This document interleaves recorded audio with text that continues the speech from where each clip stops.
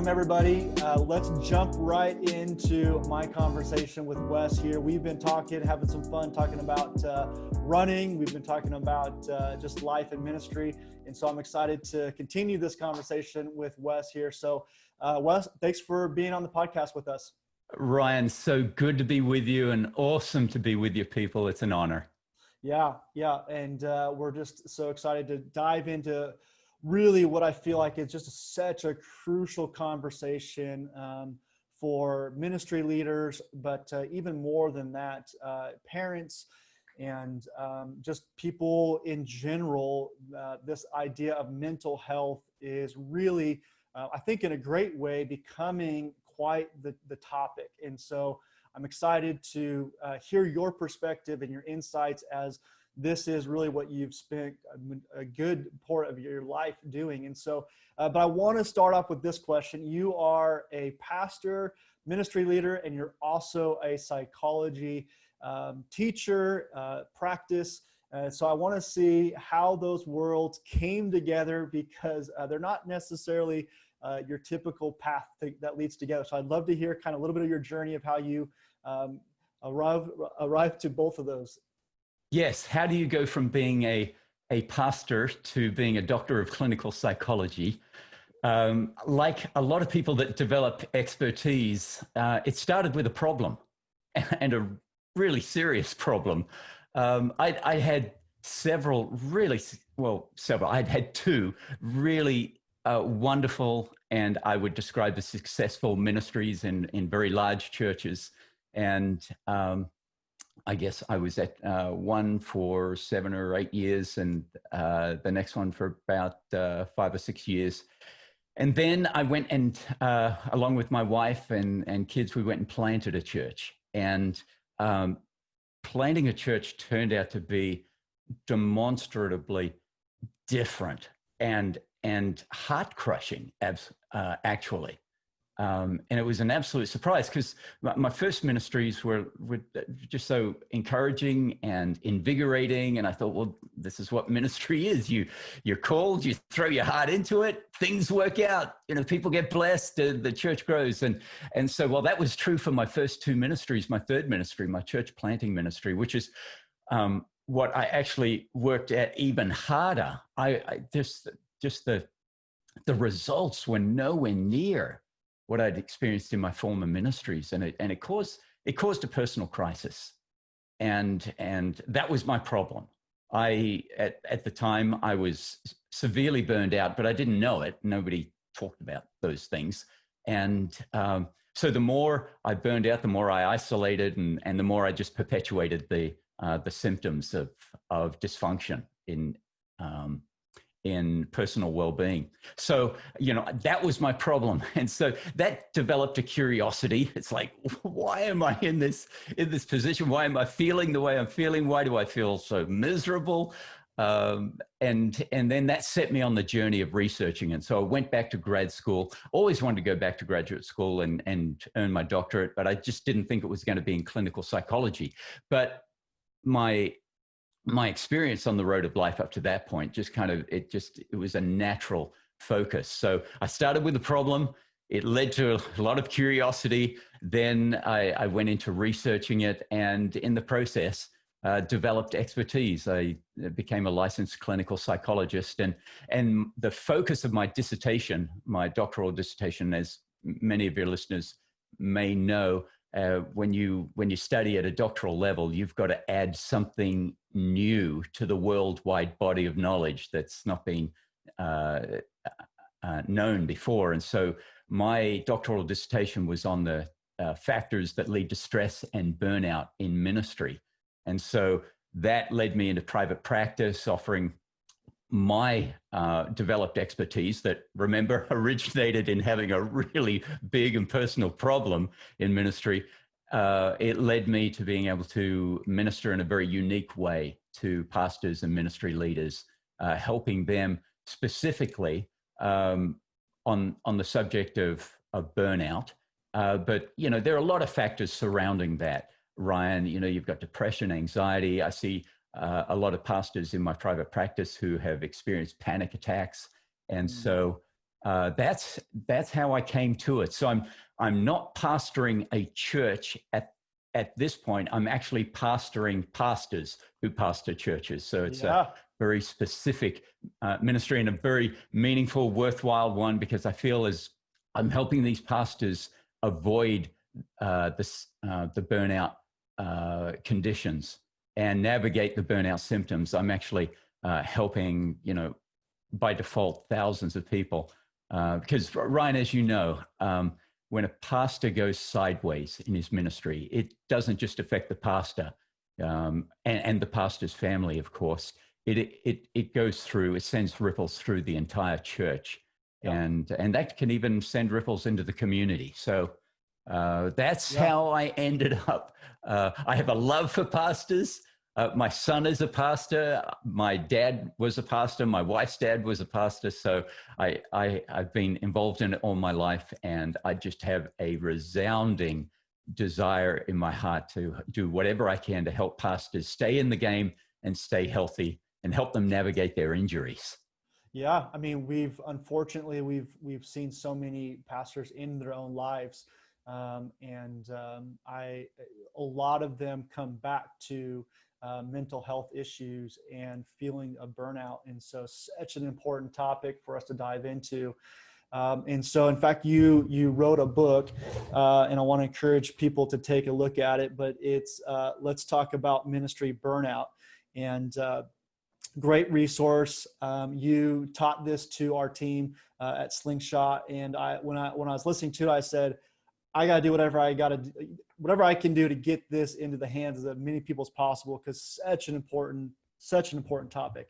And so I want to first of all say thank you for your research. Thank you for your time to help such a specific area that is greatly needed in our community. Well, Ryan, that's why I named the book. I worked really hard on trying to get a really catchy title. And at the end of the day, I just thought, what is this book about? It's about elevating the discussion, because what my research revealed, Ryan, was the rate of burnout is much greater than the discussion about it. And I think that's where the problem starts, is that pastors get themselves into along in the burnout phases, and the further they get along, the less willing they are to talk about it, for many reasons, which we'll get into. Yeah, we'll dive into it more, but just kind of why do you think it is so much that people don't want to talk about it? Everyone knows it's there, but so many people don't want to talk about it. I can answer that from a clinical perspective, but let me start from the personal perspective. As pastors and ministry leaders, we are, if I could use this term, sales reps for the greatest product in the world, the gospel, the hope of eternal life, the forgiveness of all our shortcomings, the chance to walk with our Creator. It's the best product in the world. So when we find that we're struggling, we can take that really personally. And I certainly did. It's like, man, as a sales rep for the best product in the world, I suck, because I was achieving certain metrics of expectation. I felt that, if I'm being paid to minister, I should be able to achieve these certain goals. And when you're not, you just feel so crummy about yourself. And then the symptoms of depression, anxiety, you feel even worse about yourself. And when you're in that type of condition, there's this neurological tendency to withdraw, to isolate yourself. And all that does is perpetuate the condition, and so my research bore that out, as well as in my clinical practice. Do you feel like there's some level of shame, or even feeling like, man, I'm being exposed, like I'm fake, I'm not, like, if I just prayed more, if I just loved Jesus, then if I just did that, then, I don't really need to talk to somebody. I don't really need a counselor. You think there's some of that? Yes. And it's on both sides. You know, the problem with burnout, ministry burnout, is the further you get along towards clinical burnout, the more vital parts of your brain start to shut down. And you need those parts of your brain to be fully active in order for you to process, you know, what you're going through. So in other words, you're tackling a huge emotional, mental, psychological, and sometimes spiritual dilemma, because you know you still believe in God, you're still trusting in Jesus, but you've lost confidence in yourself, and you've lost confidence in your ability to lead. And so yeah, shame is a big factor. And the more you feel that sense of, you know, I'm just not doing a really good job at representing, you know, what is the greatest message in the world. And so your thinking starts to get really spurious, and right down to the point that there are some pastors that their thinking process is so diminished that they even contemplate drastic steps like suicide as being a solution.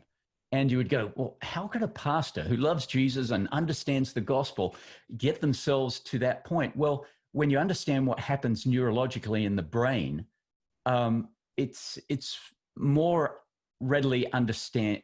You can understand it more readily, because the part of the brain that's really essential for helping you work through these issues is completely shut down.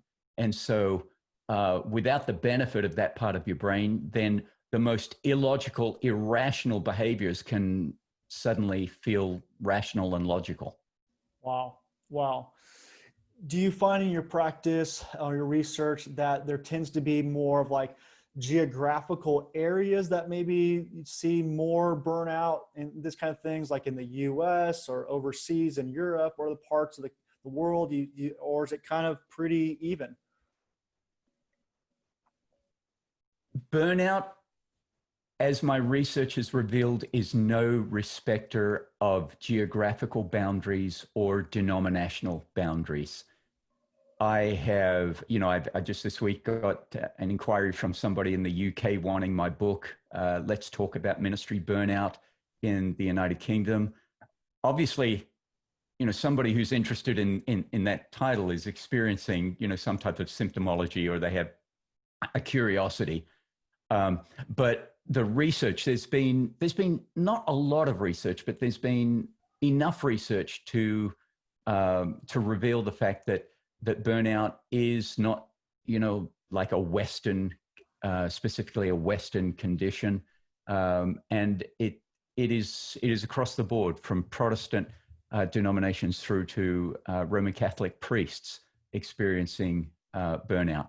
You know, the reality is, Ryan, you are serving people, and no matter how noble and admirable that is, you can serve yourself into a state of ministry burnout. Yep. Which, you know, you talk about on page 26 of the book here. I just wanted to read a section here for you, and then I'd love for you to just kind of unpack it, because what I've found is that most authors always have a little bit more that they've learned since they wrote the book. And so I'd love just to hear a little bit more. But basically the idea here is talking about the burnout risk zone. And so let me read this. It says, whether being a server in a busy restaurant or a physician in a busy hospital, an occupation relentlessly focused on meeting the needs of people can drain the life out of you. Scientific research shows prolonged stress makes individuals and significant professionals more susceptible to burnout. The constant responsibility for meeting the personal needs of other people commonly places these workers in the burnout zone. And for those of you guys that are, you know, watching, you can see here, he's got a diagram with one circle that says dealing with people, and then the other circle that overlaps says responsible for favorable outcomes of people. And when those laps or those circles overlap is the arrow that says the burnout risk zone. So I'd love for you to unpack that. Give us a little bit about that.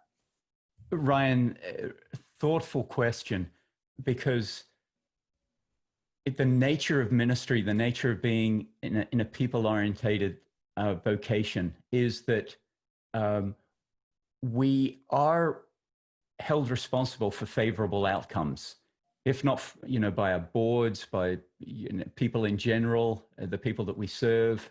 They come to us wanting us to help them solve a problem.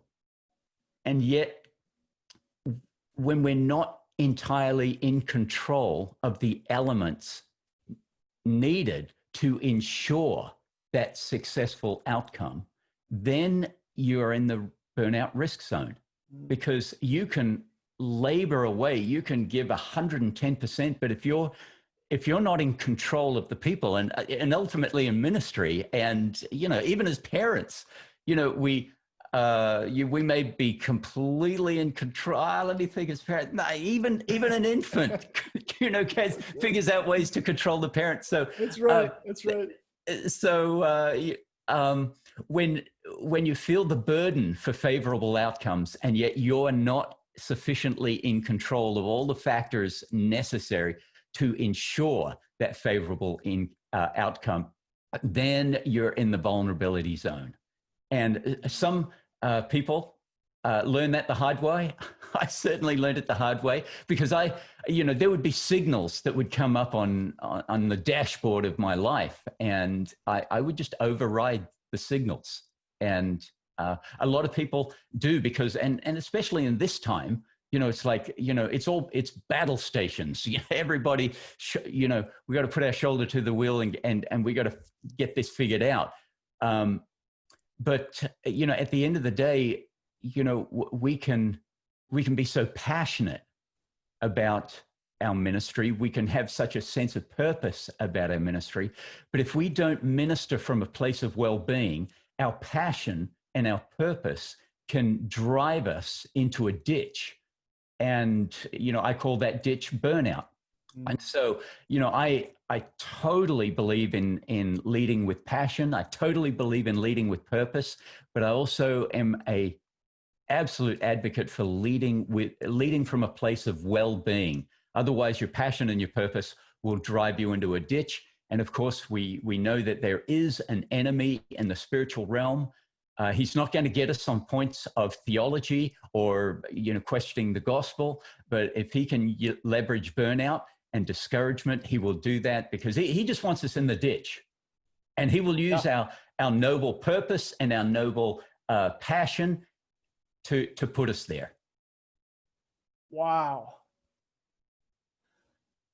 It's just so complicated, and so deep that God gave us such a burden for people. That's why most people got into ministry, right? Is this burden to help people.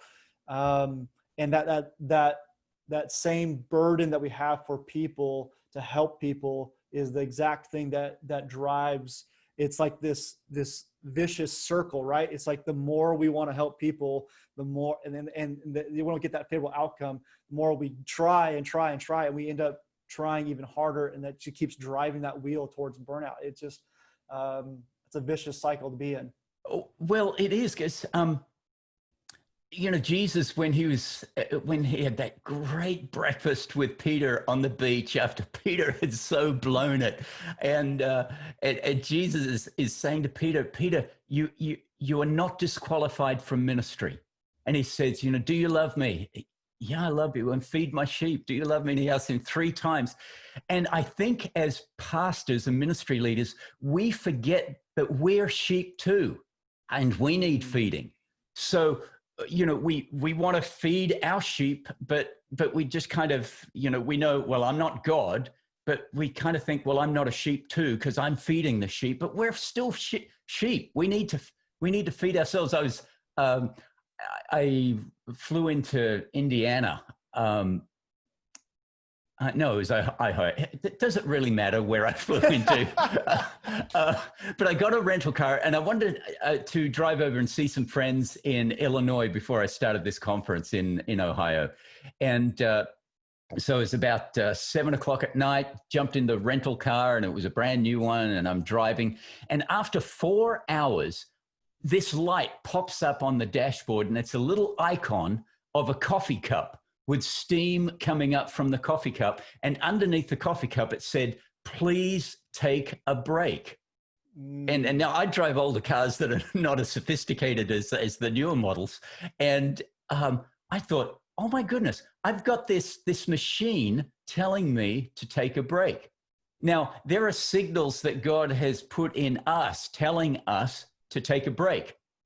And often what pastors do is they get out a Bible verse and they tape it over the please take a break signal. Wow.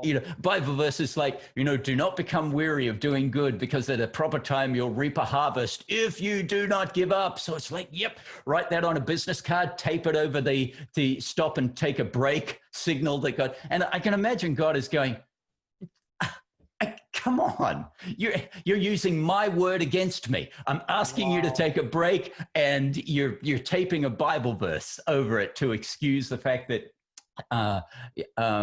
that you're just going to override that signal. Wow. Okay. So in the book, you talk about personalities, and that certain personalities may be at higher risk for burnout. I'm a huge fan of personality. We do a lot of personality assessments and personality, understanding each other and working environments, things like that. So I'd love for you to talk about that. And just give us some tips. What are some of those personalities that should be looked out for, and how do we, grow in those? Ryan, this was the craziest thing, craziest discovery of my research when I was doing my dissertation, is that I discovered that introverts burn out at a faster rate than extroverts. And Wow. you're sitting there going, well, okay, and your listeners may be going, well, that kind of makes sense. That's no great, earth-shattering discovery. Extroverts are more people-oriented. Of course, they're not going to burn out as much as introverts. What floored me is the fact that there are more introverts leading ministries than extroverts. Wow. In a huge meta study done of over 3,500 pastors, 62% of them registered as introverts. Only 38% were extroverts. And so that's what makes me incredibly curious. It's like, that's one of the questions that I'm going to ask, God, when I get to heaven. Why did you call people into ministry whose own personality construct made them more susceptible to burnout than others? Because it was just such a factor of curiosity to me. You would think that, the inference is that people are drawn into ministry, and their personality construct is actually not as suitable for longevity in ministry. Now, and I need to kind of give you a reason for it. Pastors love, they love people, but they love getting into to a deep study. And, most pastors love to read. My own son is an avid reader. He's a pastor at a church up in Beaverton, Oregon. And he outreads me every day of the week. That the level of books that he's reading. If I were to ask him, what would you prefer, to go to a big party in your honor where you're going to get an award, or would you like to be in a coffee shop somewhere drinking a nice cup of coffee, reading the latest book that you've got your hands on? He would go, definitely the coffee shop every time.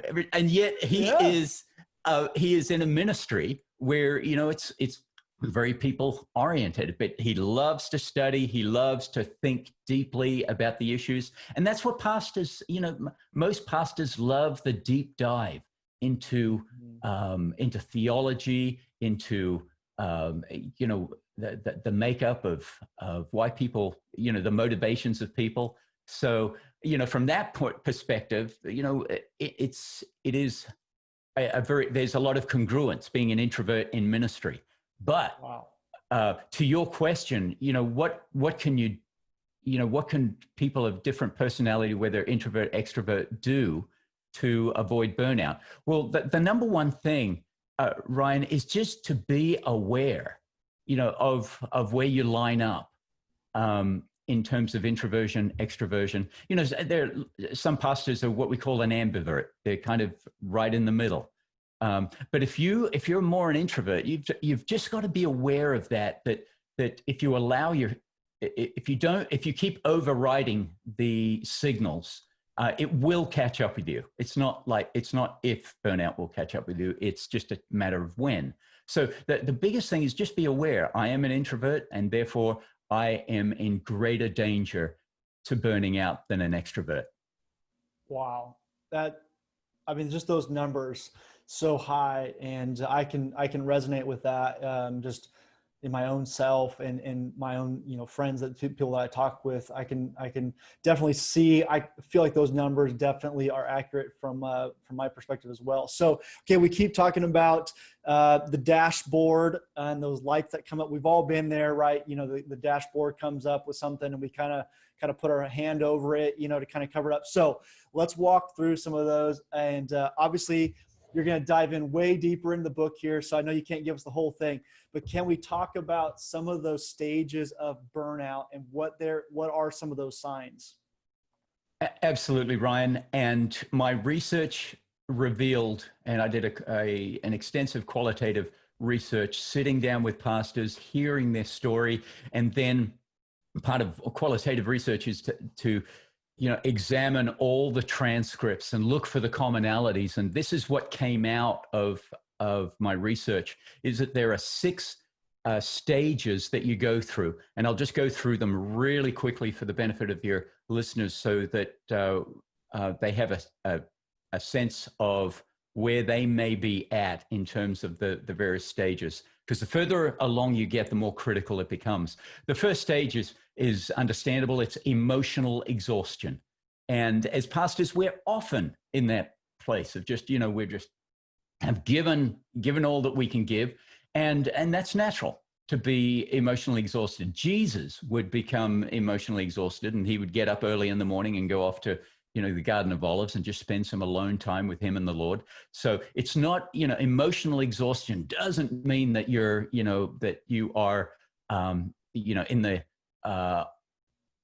that you're in a burnout crisis, but if you don't attend to it, then you'll move on to stage 2, which is an increased frequency of negative assessment. And not only an increased frequency, that is thinking negatively more often, but you stay in that negative place for an extended period. It's understandable that most of us, enjoy our ministries. Well, we should strive to at least be happy in our ministries, 70 or 80% of the time.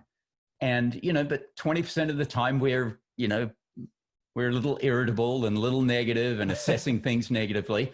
But the problem is that can switch, where 80% of the time you're constantly assessing things negatively, and only 20% or even less, 10% and 5% are you experiencing joy in ministry.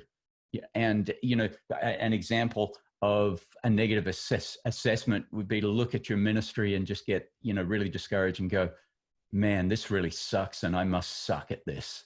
Wow. And then move into stage 3. Stage 3 is a loss of emotional stability and personal discipline, and a loss of resiliency. So, all of those things. So a loss of emotional stability. So you find yourself not being depressed, but kind of bouncing into depression, into anxiety, into panic, and that just emotional stability starts to wane. Personal disciplines. Pastors find themselves just zoning out on the internet. Some have even struggled with going to really unhelpful places on the internet. And it's because their tiredness has started to erode their personal disciplines. Just your fitness levels. At this point, you're not exercising, you're medicating yourself with food, you're eating more sugar, and that puts you on the glycemic roller coaster. And And so you're starting to gain weight, not feeling great at yourself, start wearing the same things over and over because they're the only things that fit. And then a loss of resiliency. You find yourself not bouncing back as you once might. And that's one of the signals on the pastor's dashboard. I've had pastors come into my private practice saying, I think I've got an anger management problem, because I'm just flying off the handle at everywhere. Even people that I love, I'm flying off the handle. I've got such a short fuse. And then when I look behind the curtain and do a bit of investigation, it's not an anger management problem. It's a burnout problem. Wow. Anger is a signal. A short fuse is a signal that you're running critically low on emotional reserves. And somebody in your church might just make kind of a sideways comment, but you go there where you may not express your anger, but I had one pastor say, this person just, brought up to my attention this problem that we're having. He said, I almost bit his head off. And he said, and that's what drove him into seeing me at the office, because he said, that is so unlike me. But it's a signal. So if you find yourself getting a shorter and shorter fuse, that's an indicator to me that you're now in stage 3. Stage 4 is isolation.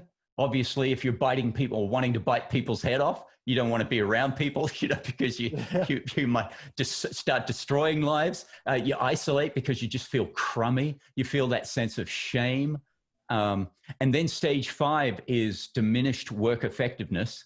And it stands to reason, Brian, doesn't it? Yeah. I mean, if you're emotionally exhausted, negative all the time, you feel bad about yourself, you're gaining weight, you're snapping at people, so you isolate yourself. Well, then you compound that with, you're saying that over 60% are introverts to begin with, and so they're wanting to do that naturally anyway. Yes, absolutely, and you start to cooperate with that. Part of being an introvert in ministry is, I've just got to watch that I don't cooperate with that. I want to be with myself, all the time. Yeah. But once you get to, diminished work effectiveness, that's when you're turning up late to staff meetings, or you're just calling in saying, go run the meeting without me. People are not actually coming through and delivering on their promises, and you're thinking, oh, what does it matter? Let's just move on. So your work effectiveness. And then once you're in stage 6, which is identity impairment and confusion, this is when you start asking those really dark existential questions. Who am I? I'm a failure. Who would want me? If my church knew that I was a fraud, they would fire me. Once you're in that stage of identity impairment, I remember myself, Ryan, when I was in the depths of my burnout, I would say, I know God loves me because because that's his job specification. He's got to love me, but I don't think he likes me. I actually think he's kind of embarrassed. He's got a team of winners. He's got Rick Warren running the ball up and scoring touchdowns. He's got, all these great pastors, Andy Stanley, who, is kicking goals left, right, and center. And he looks at me and he goes, geez, how did he get on the team? Wow. And you would think, how could you get there as a pastor to think that God is embarrassed to have you on his team?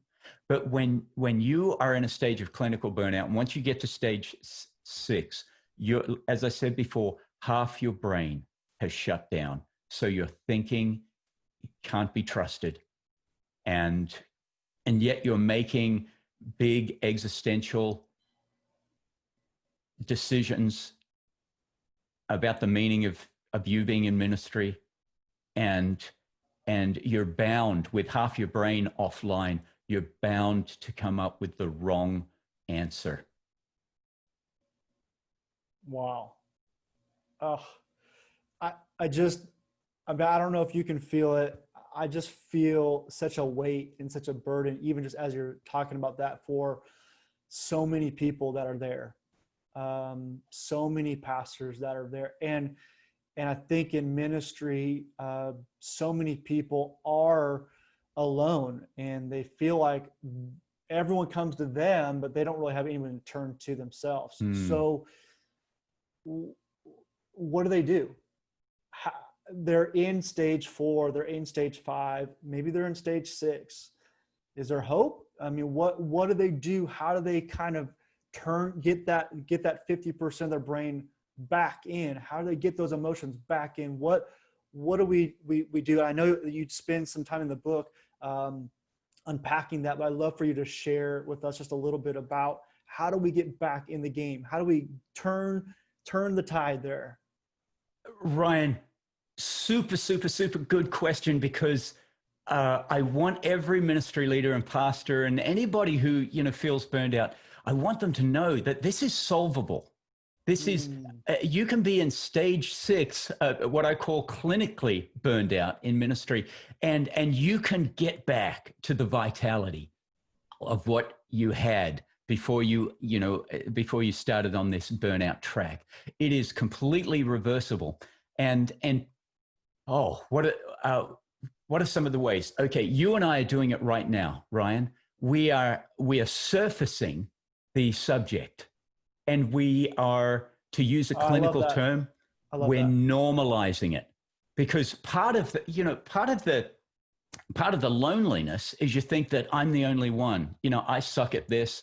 God, is embarrassed to have me on his team, and you don't realize that there are thousands of pastors who may be in that situation or have known what it is to be in that situation. And so the fact that you are willing to address the topic of pastor mental health is a big part of it, because I want to tell every ministry leader out there, this is more prevalent than what you would think. And so here's a few practical things. On my website, drwesbeavis.com, and Ryan, you'll probably put that in the show notes. For but sure. if you go to drwesbeavis.com, on the front page, I've got a ministry leader burnout assessment. It's a quick 5-minute assessment that you can take. It's 6 questions, and you just click here, click there, and then it's also in the back of the book as well. There you go. Yeah. Thank you for reminding me of that. And you can take that assessment, and it'll give you a readout as to where you're at. Sometimes it might be, hey, you're doing okay, but it might be beneficial to be able to sit down and talk with somebody. Or your result may be you're in the danger zone of experiencing ministry burnout, or it could just come out, you are experiencing ministry burnout. Here are the suggestions that I offer to help you start to reverse that. So there's a couple of things. The fact that you and I are elevating, surfacing, normalizing the conversation, and there's a ministry leader burnout assessment that they can take. There is a growing body of people like myself who are specialists in counseling ministry leaders. And part of my research revealed that, when I asked why pastors why they don't go and see a psychologist, and their answers were really credible. They'd say, well, a psychologist doesn't understand my world. I'd have to spend the first 6 sessions kind of bringing the psychologist up to speed with what it's like to be in ministry. And I get that. But there's a more and more growing body of clinicians like myself who specialize in the mental health and well-being of pastors. And I even put my phone number in the book here. I can do that because I'm, because, at the end of the day, I'm not known like Bob Goff. But I want to follow in Bob Goff's example there, and especially if you're battling, just send me a text, because I want to get you connected with some helpful resources. That's so good. So what if someone's listening right now, and maybe their spouse, they're a church member or a board member, and they're starting to see some of these things? How can someone as a spouse or a church member or even a board member, something like that, maybe help their pastor, or maybe they're the youth pastor, the kids pastor, and they're kind of noticing some things in their pastor that they might be worried about? What are some things that they might be able to do? Okay, spouse. Let's break that up. What can a spouse do?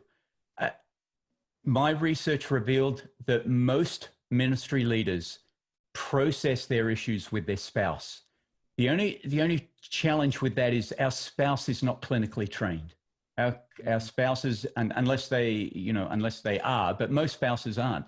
And what I realized through my research, wives and even husbands get to the point where they say, listen, you're coming home and you're dumping all this stuff, and I'm not sure that I can take much more of helping you process this. And what we're doing, we're turning our spouse into our therapist. And God intends our spouse to be a helpmate, yes, but also a lover, and also somebody to walk along the journey, but not to be our doctor. So our spouse, if we came down with some type of virus, our spouse wouldn't say, well, listen, let me mix you up a potion of antibiotics in the kitchen here. Our spouse would say, listen, go and see a doctor. And I think that is a good thing for a spouse to do. Hey, go and see a specialist. And I've got a pastor in my clinical practice who are there because their wives or husbands said, listen, go and get some therapy. Yeah. So that's the spouse thing. If you're a ministry leader, don't turn your spouse into a therapist. Keep them as your lover and your helpmate and a co-parent and all that. Okay, church. Let's go church leader. I love the idea of Pastor Appreciation Sundays, but giving a burned out pastor a gift basket is just not going to cut it. It's a nice gesture, but if you've got a pastor who is emotionally exhausted and is just drained, I think as leaders in the church, elders, boards, whatever, set aside funding so that your pastor can actually go and sit with a specialist. Now, can your pastor emerge from burnout by themselves? Possibly, but it's going to be a longer process. Yeah, because what I see often is churches see this, the boards see this, and they say, hey, here's a 2-week cruise, go off. And that's kind of what it is. I mean, is that enough, or do they need to go more? Well, a cruise is wonderful if all your issue is that you're physically and emotionally exhausted. But if what's propelling that emotional and physical exhaustion, let's say you have you have misplaced expectations or even some toxic expectations. Well, yeah, you're going to go and sit on a beach in Hawaii for 2 weeks, and you're going to come back and you're going to be physically and somewhat emotionally refreshed. But you have done nothing to resolve those clinical issues that actually drive you into burnout in the first place. And I'm totally on board with pastors having sabbaticals and things like that. But it can be really dangerous for a pastor who is in a state of burnout to go on a sabbatical without becoming aware of the unconscious drivers that is actually contributing to their burnout condition.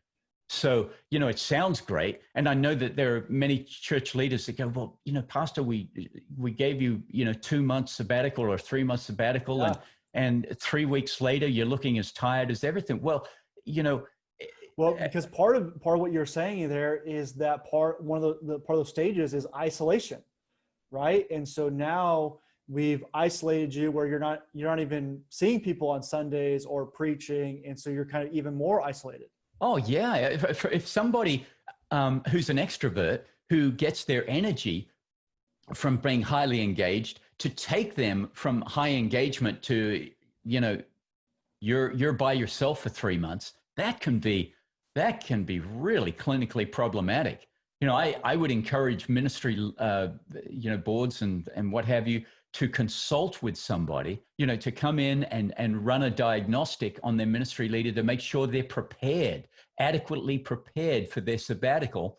So halfway through their sabbatical, they're not experiencing, panic attacks and and inordinate depression, because just because you're not showing up at the workplace doesn't mean that your brain shuts off. In fact, having the extra space, if you're in if you've got parts of your brain shut down, you can ruminate on some really problematic material.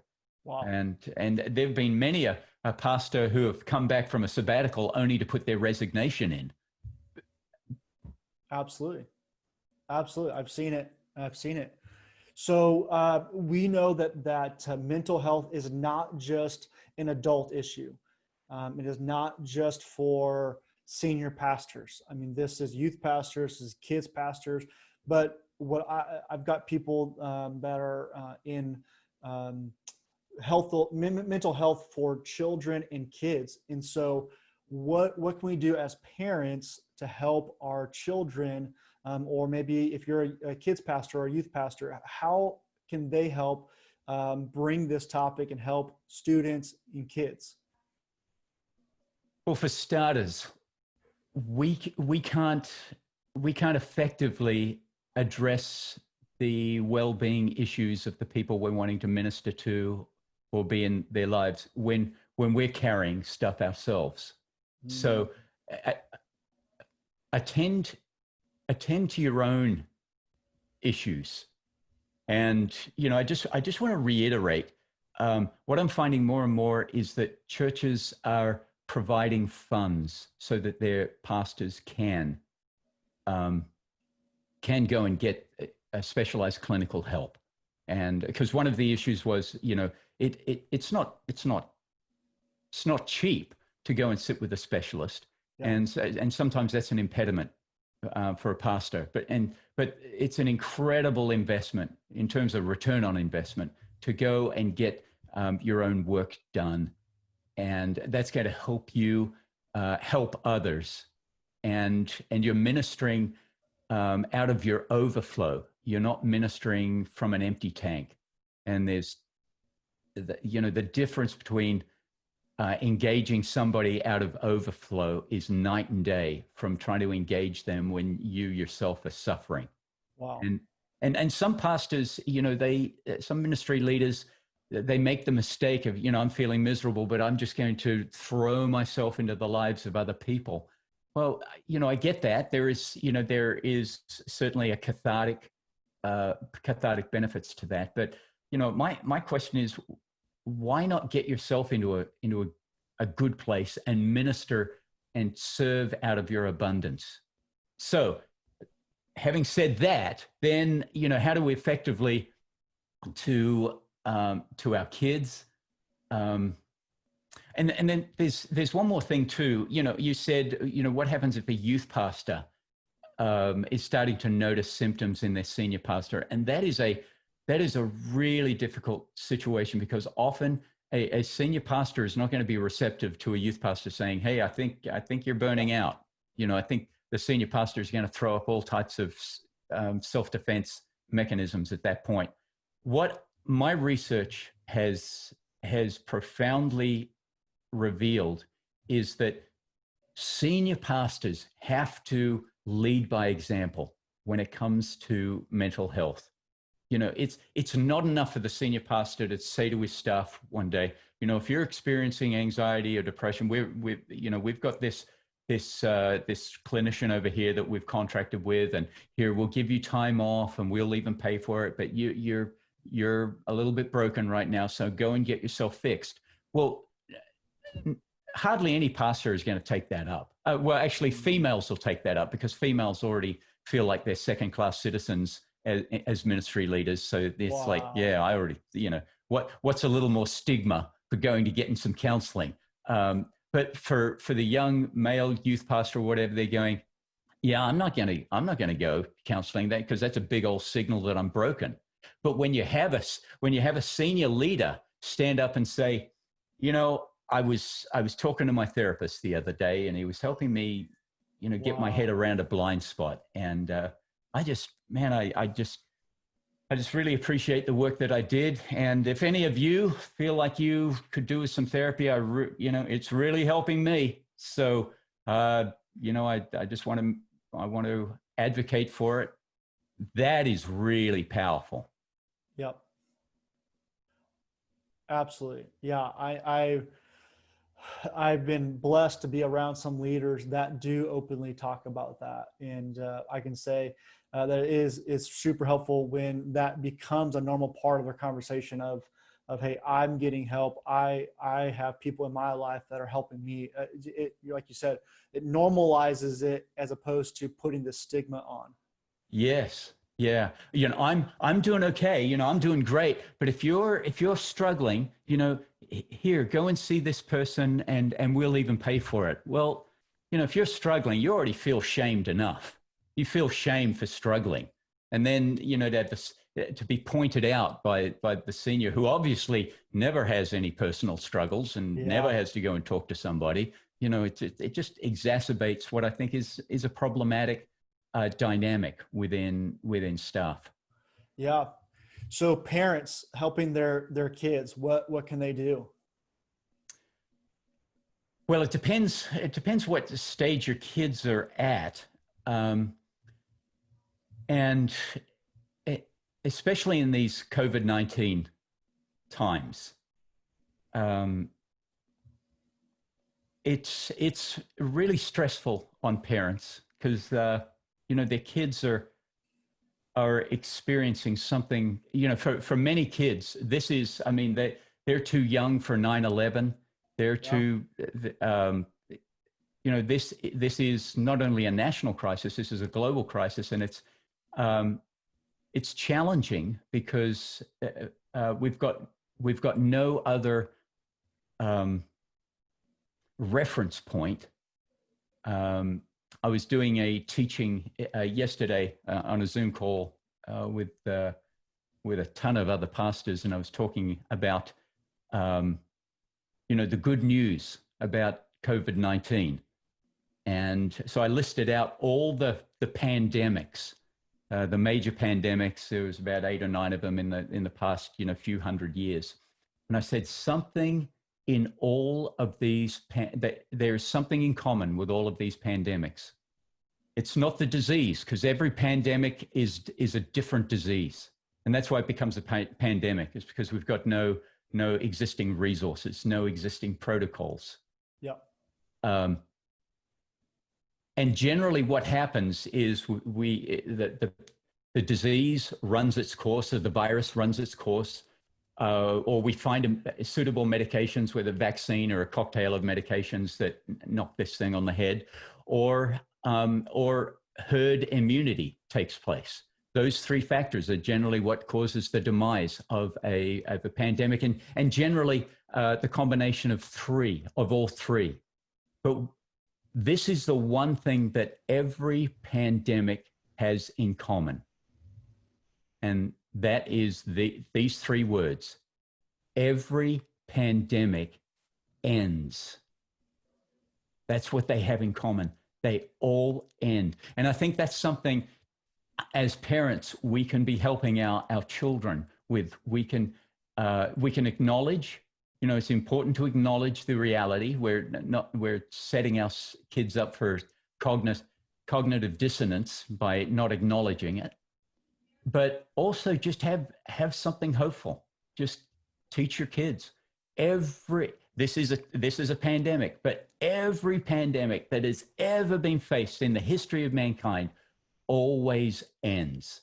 Wow. We don't know when it's going to end. It might be in months. It might take, over a year, maybe 2 years. But one thing we do know, and we can hold on to, is the fact that since the beginning of mankind, every pandemic ends. And so I just offer that as something for parents out there, specifically at this time.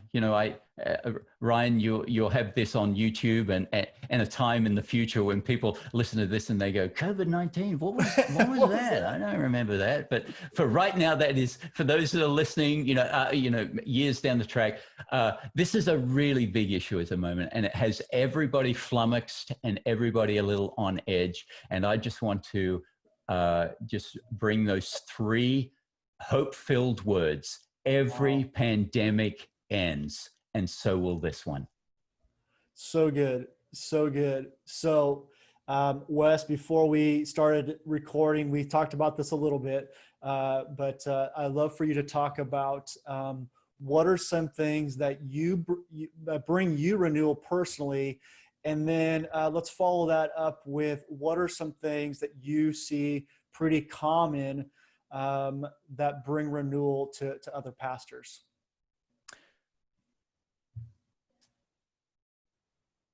Every ministry leader's renewal go-tos are going to be different. And in my book, Let's Talk About Ministry Burnout, I talk about this. I say, I could list down all the things that I do to rejuvenate my spirit, but it's going to be a distraction for you. The overriding principle is that you have to concoct a list of activities and go-tos that work for you.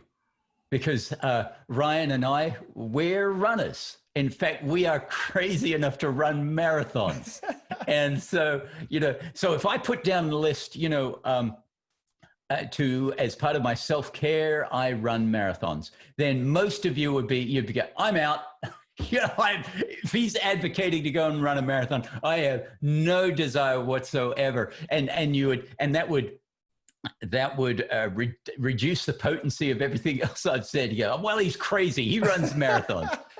But marathons is on my list. You got to find something that works for you. You've got to create your own list. Don't use somebody else's list. Well, maybe there might be one or two things that resonate with you, but the other 8 things, you'll go, tried that, didn't work, tried that, didn't work, tried that, didn't work. Yeah, obviously that's, going to be helped by, it's incumbent upon every one of us as ministry leaders to know our signals, to know these signals, to know the stages of burnout, and to be able to recognize where you are on those stages. It's incumbent upon us to take responsibility for enacting the protocols that will help reverse the burnout of symptoms. And it's much better to develop that list when our brain is in a good place. Because by the time you're burned out, you haven't got the full resources of your brain creatively, because your creative part of your brain is the first to shut down when you're burned out. So don't construct your list once you're in stage 5 or stage 6 of burnout. Have your list already made in the good times and carry it around with you, so that when you start to feel the symptoms, you can look at that list and you can go, okay, I'm going to go do that. Because I mean, my wife, there will be times where she'll look at me and she'll just say, you need to go for a run, go for a run, get out, you know what I mean? Go. And because she knows that's on my list, that is part of things that help me. And so I love that. Yeah. And then, because we need to take breaks, and we've got to recognize that time off is not a luxury; it's an investment. And obviously, what type of break should I take? Well, sabbaticals. No pastor out there is having a sabbatical at the moment. I don't think. I haven't run into one. But a sabbatical is like 3 to 6 months. But then you've got an extended vacation, which is 4 to 8 weeks, and then you've got a standard vacation, 2 to 3 weeks. And then you've got a week off, that's 7 days. And then the next level down is a getaway, which is 2 or 3 days. And then the next level down is a full day. And I'm talking about 24 hours, no phone, no emails or anything, a full day off. But sometimes you can't even see your way clear to having a day off. Then I advocate the micro vacation. And a micro vacation is something, if you can't take a micro vacation, and that is either a morning or an afternoon off. If you are so jam-packed that you can't take a morning or an afternoon off, then you do need to go and see somebody to help you figure out why your thinking thinks that's a good and sustainable thing.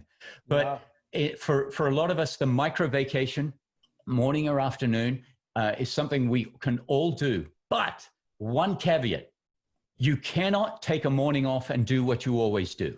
So for you and me, Ryan, if we were to decide to take a morning off to go out for a run, that is not getting the benefit of a micro vacation, because we're just doing the same thing that we always do. A micro vacation requires novelty, because we need to fire up parts of the brain that aren't used to being fired up. Wow. So if you never ride a bike, go for a bike ride. If you never have a picnic, take your spouse or take yourself out for a picnic. If it's been years since you've been horseback riding, book a time to go horseback riding. You have to do something novel to get the refreshing effect of a micro vacation. So don't sit down and watch, your favorite Netflix program. If that's what you always do, you've got to do something that you don't always do, because it gives your normal neurons that are firing all the time a rest, and you fire up some neurological activity in a part of your brain that hasn't been fired up. And when we come back from that micro vacation, we can really feel refreshed. That's big. So it's forcing that side of the brain that is dormant to recharge, and it's sending. I'm trying to, I'm getting a little bit more ahead of probably my education here, but it seems like that's what you're saying, is that you're forcing that side to wake up. Is that what you're saying there?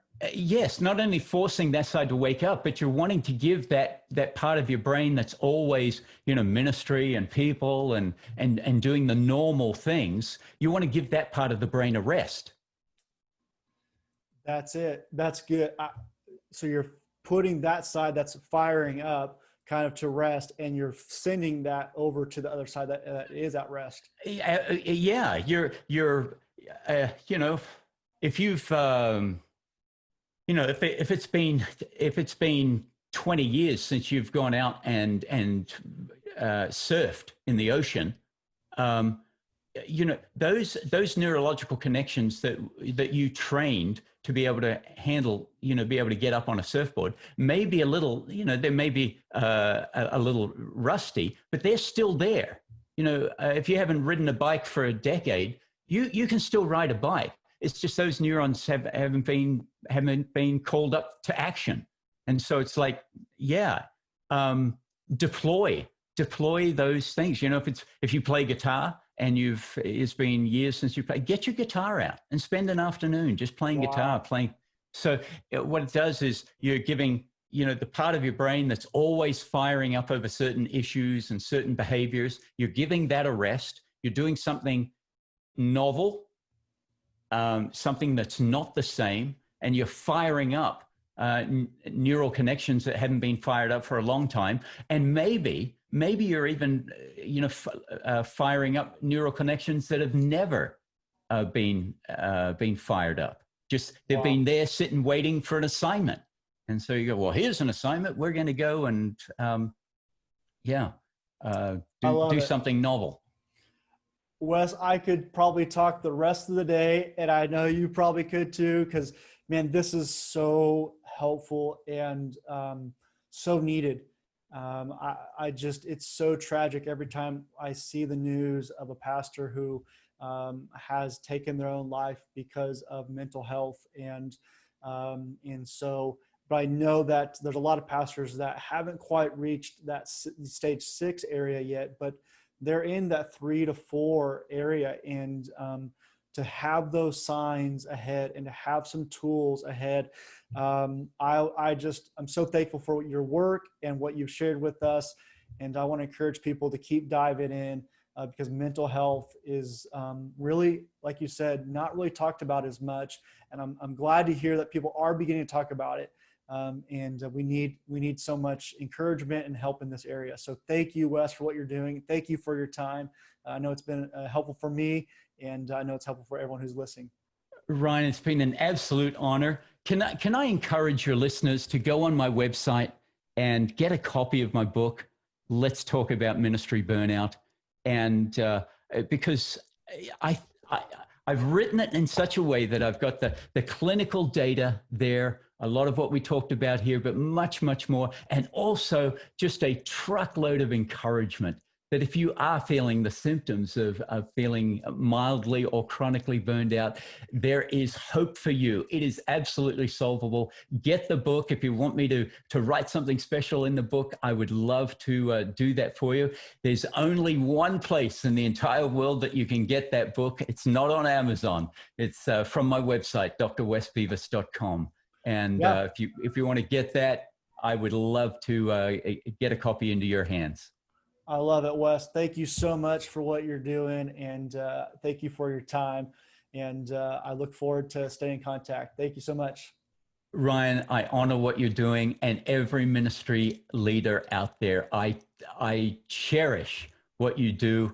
You're my heroes. Ryan and I are all about keeping you on the field. Hopefully not getting injured, but if you do get injured, we're here to help you navigate that injury, because there's just, as Jesus said, the harvest is plentiful, but the workers are few.